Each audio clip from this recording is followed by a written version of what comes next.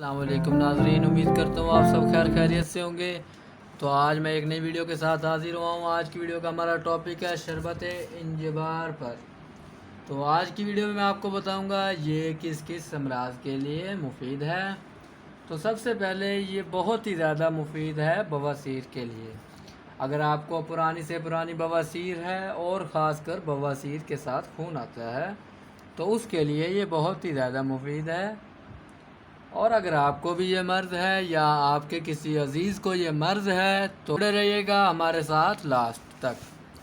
Video के आखिर तक जुड़े रहिएगा ताकि आपको ये पता चल सके ये कैसे इस्तेमाल करनी है और कैसे मुफीद है, क्योंकि ये 100% हर्बल नेचुरल प्रोडक्ट होती है। इसका साइड इफ़ेक्ट 0 होता है, बेनिफिट 100 होता है और यह हर मौसम में तवानाई से भरपूर होती है। जायका तवानाई से भरपूर होती है। उसके बाद मैं आपको बताऊंगा हर मौसम में फ़रहत बख्श खुश जायका तवानाई से भरपूर पेचिश की शिकायत में मुफीद। बच्चों को पेचिश है या बड़ों को पेचिश है तो उसकी शिकायत में ये बहुत ही ज़्यादा मुफीद है। आनों और मरोड़ को नफ़ा करता है। मादा और जिगर की हरारत को ज़ायल करता है। खूनी बवासीर, खूनी कत और सल की शिकायत में भी मुफीद है और इसे आपने एहतियात से रखना है। आपने इसकी एहतियात कैसे करनी है? नोट, ये शरबत ठंडी और खुश्क जगह पर रखें। आप इसे ठंडी और खुश्क जगह पर रखेंगे तो इसकी एहतियात इतनी ही काफ़ी है।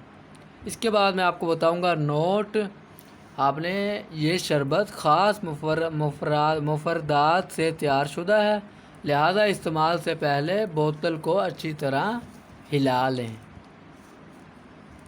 और ये 800 ml मीन 800 मिलीलीटर की पैकिंग में मौजूद होती है और यह आपको आम पंसार स्टोर या मेडिकल स्टोर से बाआसानी मिल जाएगी। तो उसके बाद हम चलते हैं बवासीर वाले टॉपिक पर। तो उससे पहले ये जान लें कि बवासीर किन वजूहात की बना पर होती है।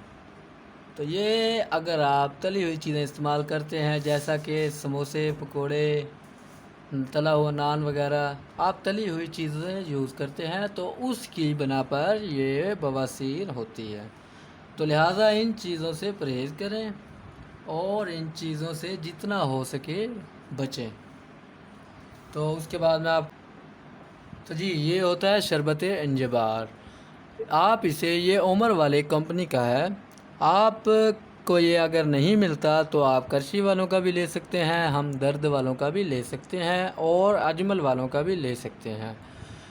और इन 3-4 शरबतों में से आप कोई भी ले सकते हैं और उसे इस्तेमाल करें, आपको फ़ायदा होगा इंशाअल्लाह। तो आपको अगर बवासीर की आपकी तकलीफ़ अगर ज़्यादा है तो आप इसे सुबह खाने से पहले इस्तेमाल कर सकते हैं और अगर तकलीफ़ ज़्यादा नहीं है तो आप इसे खाने के बाद भी इस्तेमाल कर सकते हैं। तो जुड़े रहिएगा हमारे साथ अगली वीडियो तक। तब तक के लिए खुदा हाफिज़, अपना ख्याल रखिएगा, शुक्रिया। Subscribe now and press the bell icon. Never miss an update.